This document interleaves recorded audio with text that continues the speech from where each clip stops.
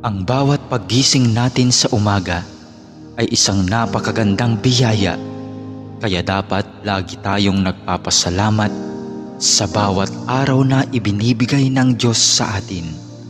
Kaya naman, manalangin tayo sa ngalan ng Ama na siyang lumikha ng langit at lupa. Amen.